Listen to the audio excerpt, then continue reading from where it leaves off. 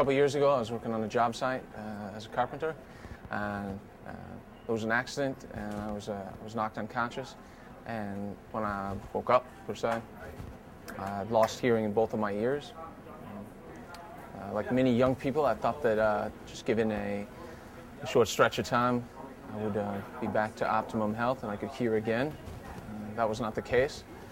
After about a month, I realized that my hearing loss was permanent, and another month went by, and basically what I have is a 50% hearing loss. I catch 5 out of every 10 words that are spoken. I can't hear whispers. I can't hear any lyrics to any songs that I hear. I can pick up on the tone, but I can't understand the lyrics. To compensate for that, I wear hearing aids and I read lips. I was missing a lot of important aspects of class time because Gordon is a smaller school. The classrooms are smaller. A lot of the teachers use discussion and kind of close, small groups to communicate different points or illustrate points. And because of my hearing loss, I was missing out on a lot of that. A lot of teachers either talk softly by nature or talk softly to communicate points or use inference that way. And because I couldn't understand what they were saying during those times, I was pretty frustrated by that. I feel like I exist in my own world to some extent, and that's been difficult to pull myself out of that. But there's been other people that have encouraged me to do that and to be vulnerable about what my needs are, and vulnerable about how I need the assistance of other people. For me, that's been a very significant area of growth for me, and being willing to ask for help.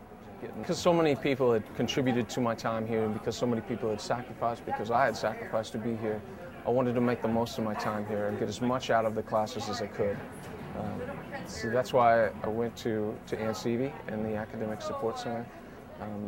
Even before she began to work on solutions to the problems that I was facing, ANCV listened to me, and I feel like she heard some of my frustration, and that was the most important thing that she could do right then. And then after that, she began to work with other students in the classes and professors to make sure that I wasn't missing out on anything, and to make up for as much of my disability as she possibly could. And the way she did that was through sending out emails to people in the classes and asking them to take notes for me. Oftentimes on a weekly basis, I would meet with a professor just to make sure that I had a clear understanding of key concepts as well as assignments. That was very helpful. That really made a difference for me about halfway through the semester, between being discouraged and frustrated with what I might be able to learn, might be able to understand. That shifted into being able to really enjoy what I was learning and really give myself to it in ways that I hadn't been able to before.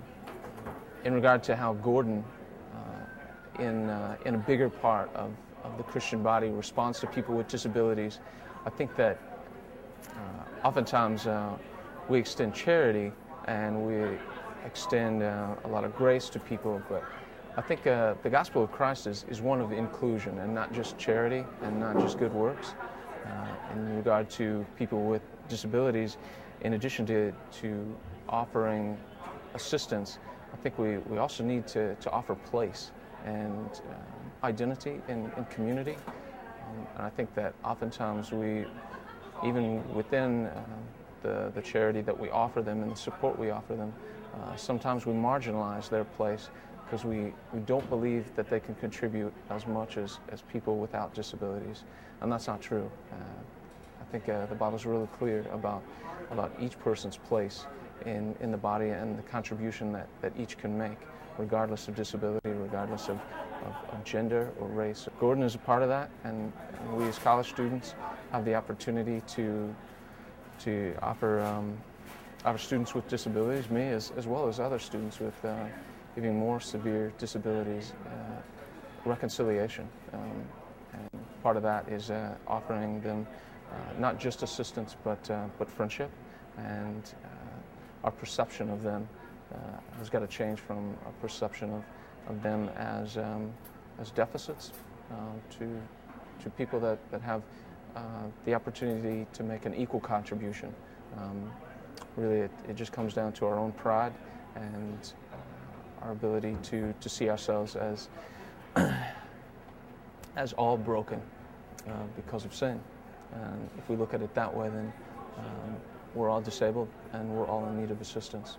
And because of the grace of God, we've all got that assistance.